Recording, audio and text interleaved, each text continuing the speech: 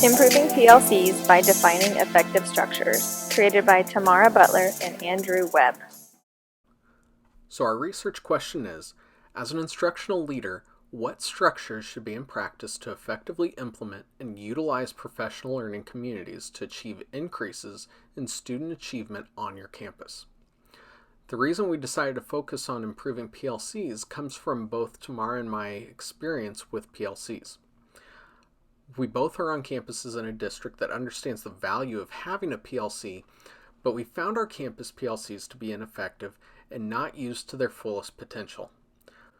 We feel that this research into improving PLCs is imperative as we move into leadership positions and would be beneficial for other leaders and educators who understand the importance of the PLC on student achievement but might not have the guidance in restructuring their PLCs.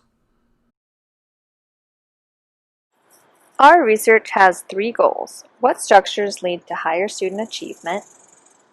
What differences can be noted between effective and ineffective PLCs, and what elements contribute to ineffective PLCs versus effective? And developing a list of structures and actions to help support and scaffold educators new to PLC and campus leadership. For our literature review, we wanted to focus in on the PLC process as it relates to student achievement, different suggestions from experts on what is necessary in a professional learning community, and then examples from different schools and districts that showcase effective PLCs. In factors of professional learning community implementation and effect on student achievement, Burns, Naughton, Priest, Wang, Gordon, Robb, and Smith found that PLCs increased pedagogical and disciplinary content knowledge, and focusing on student learning instead of teacher relations and satisfaction improved instruction. And school-based teams should focus on collaborative leadership and using data to support systems of learning. From the article, How Do Principals Really Improve Schools?, author Rick DeFore and Mike Matos suggest steps that leaders should follow in the implementation of PLCs on their campuses. First, the campus must acknowledge the purpose of the school is to guarantee high levels of student learning and should collaborate in the examination of school processes to verify that they align to that purpose. Second, the leader must establish the PLCs with the understanding that the teams will take responsibility for the learning of all students and will work collaboratively to achieve the goals of that campus. Think of a Three Musketeers approach, all for one and one for all. Third, the PLC must institute a shared curriculum for each unit, which includes the essential learning for all students, pacing guidelines, and common formative assessments to use to monitor student learning. This allows for a common starting point and equity for all students. Fourth, the PLC must use the evidence collected of student learning to determine the needs of students and teachers. This leads to understanding what students might need additional support or further extensions, and which teachers would benefit from extra development and support within the unit. The final step encourages the community to create an intervention plan that systematically supports the students who struggled throughout the unit. The authors conclude that the schools must ensure they're addressing the needs of students and teachers by implementing systems that better monitor student learning and work to improve the outcomes collectively. In Principals, Leadership Practices, and Guiding Professional Learning Communities to Institutionalization, researchers found several principal leadership practices that are useful in PLCs. Acquire knowledge on PLCs, allocate adequate resources to PLCs, share leadership, and collaborate to solve problems. In the article Harnessing the Power of PLCs, authored Richard DeFore profiles several professional learning communities and practices that have made them more effective for their campus or district.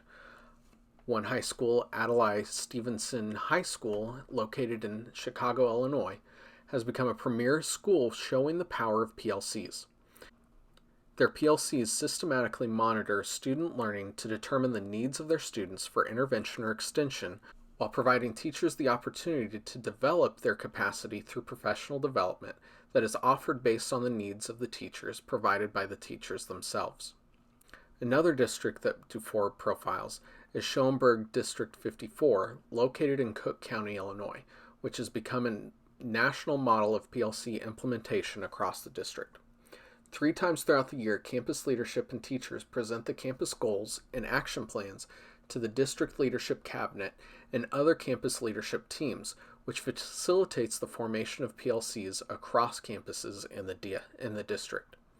By sharing their evidence of student achievement and trends throughout the year, leaders are able to identify campuses or teachers whose experience would benefit their own campus. These opportunities, along with traditional training in the PLC process and district symposia, provide the campuses across the district to engage in PLCs to increase the student learning on their own campus. The 2 final communities, the Virtual Secondary School of Spring ISD in Harris County, Texas, and video-based learning communities in Hillsborough County, Florida, have shown how technology development has expanded the reach of the PLC. Teachers in Spring ISD use online conferencing tools to connect to other teachers on their team to collaborate on the implementation of units and monitor student progress. Teachers in the video-based learning community share clips of their classroom instruction where their colleagues can debrief on what did and did not work in their lesson. Both PLCs have led to more transparency of the teachers implementing the planned curriculum and strategies in their classrooms. Research methods. When determining the participants for our study, we decided it would be important to focus on teachers who have several years' worth of experience working in PLCs. So we targeted teachers with 5 or more years working in PLCs in the Dallas-Fort Worth area to ensure that they had enough experience in PLCs to sufficiently evaluate the structures being used. We randomly selected 150 middle school teachers from public schools in the Dallas-Fort Worth area metroplex. Of the sampling of teachers, 60% identified as female and 40% identified as male. Our research sampled participants with a wide range of teaching experience. 10% of our participants had over 15 years of experience, 27% had 10 to 15, and 63% had 5 to 10 years. When looking at the racial demographics of our participants, we found that the respondents' races matched fairly well with the racial demographics of the DFW area. 10% of respondents identified as being African American, 26% identified as Hispanic, and almost 61% identified as white. For materials, we used a Google form to conduct our survey. Participants used their own personal electronic devices to complete it. We designed our survey in 3 parts. First, teachers' perception of the efficacy of their PLC, structures and the effectiveness of the structures, and teacher demographics. Our procedure had participants complete the survey in March for their current school year.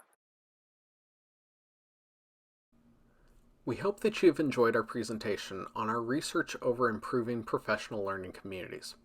Again, understanding that participation in a PLC is a vital aspect in improving student achievement, it is imperative that these opportunities be effective for the community members.